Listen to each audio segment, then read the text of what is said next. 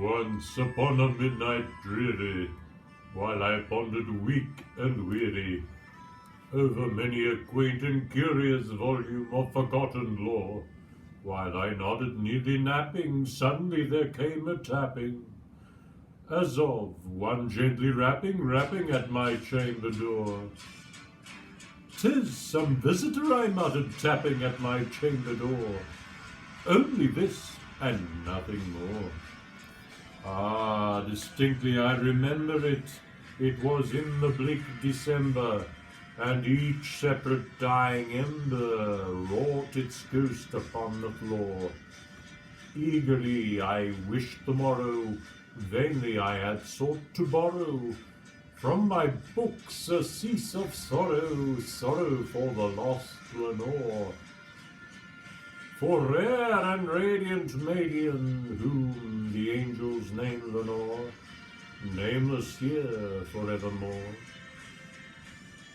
And the silken, sad, uncertain rustling of each purple curtain thrilled me, filled me with a fantastic terrors never felt before, so that now to still the beating of my heart, I stood repeating, "'Tis some visitor entreating entrance at my chamber door." Some late visitor entreating entrance at my chamber door. This it is, and nothing more. Presently my soul grew stronger, hesitating then no longer. "Sir," I said, "or madam, truly your forgiveness I implore, but the fact is, I was napping, and so gently you came rapping, and so faintly you came tapping at my chamber door, that I scarce was sure I heard you. Here I opened wide the door. Darkness there, and nothing more. Deep into that darkness peering, long I stood there, wondering, fearing, doubting, dreaming dreams no mortal ever dared to dream before. But the silence was unbroken, and the stillness gave no token, and the only word there spoken was this whispered word, "Lenore." This I whispered with an echo, murmured back the word Lenore. Merely this, and nothing more. Back into the chamber turning, all my soul within me burning, soon again I heard a tapping, somewhat louder than before. "Surely," said I, "surely that is something at my window lattice. Let me see then what thereat there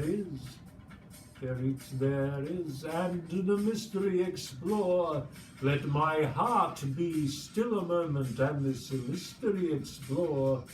'Tis the wind, and nothing more." Open here I flung the shutter, when, with many a flirt and flutter, in there stepped a stately raven of the saintly days of yore.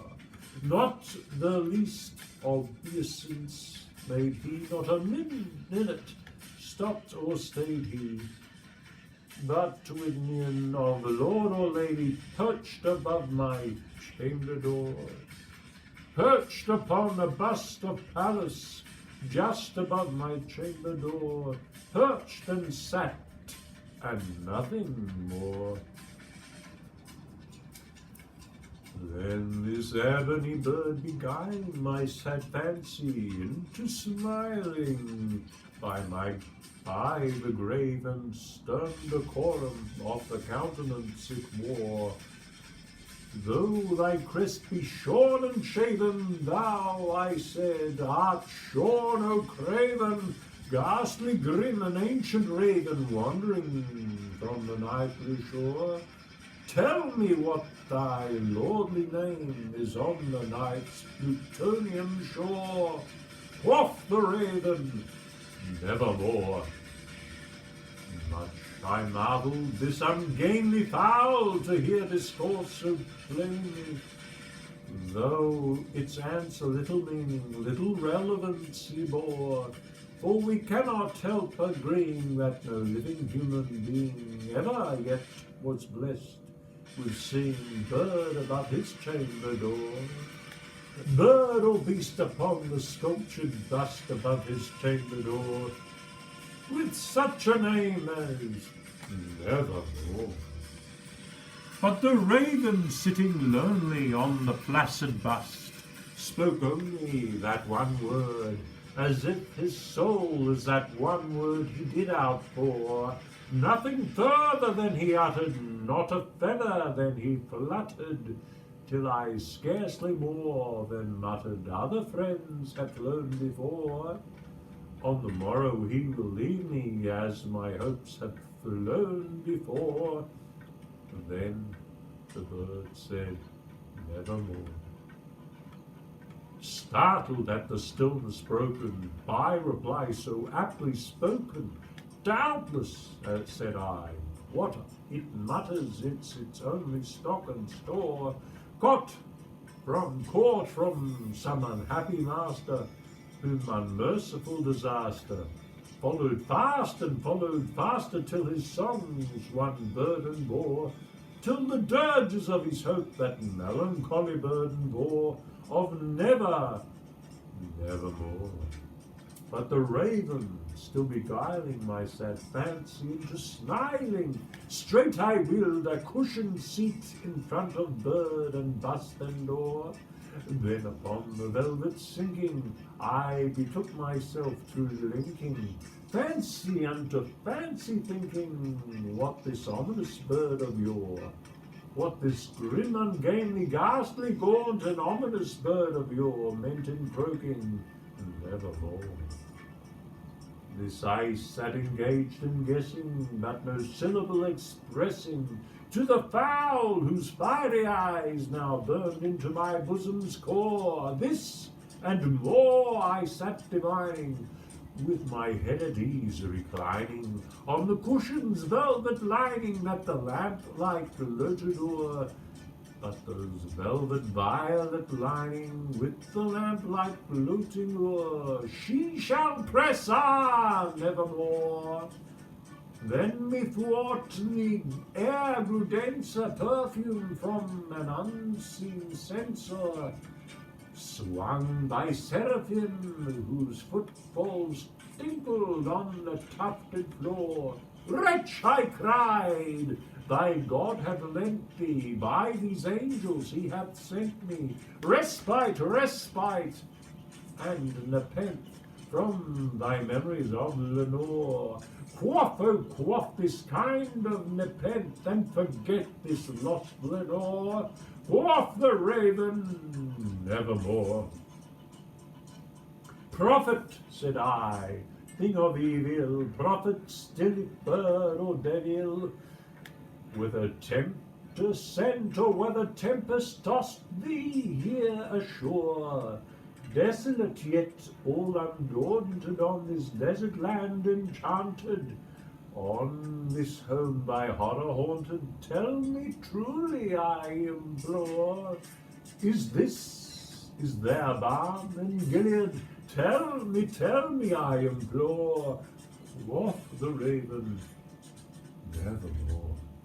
Prophet, said I, thing of evil, prophet still, if bird or devil, but the heaven that bends above us, by that God we both adore, tell this soul with sorrow laden, if within the distant urn maiden, it shall grasp a saint maiden, whom the angels name Lenore.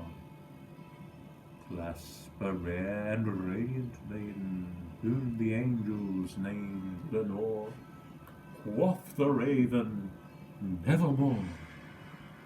But the word, our sign in parting, bird or fiend, I shrieked up starting, get thee back into the tempest and the night's plutonium shore.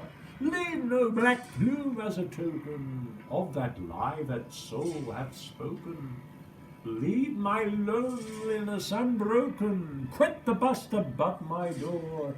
Take thy beat from my heart and take thy form off my door. Quoth the raven, nevermore. And the raven, never flitting, still is sitting on the pallid bust of Pallas just above my chamber door. And his eyes have all the seeming of a demon's that is dreaming. And the lamplight o'er him is streaming, throws his shadow on the floor. And my soul from out that shadow that lies floating on the door shall be lifted nevermore.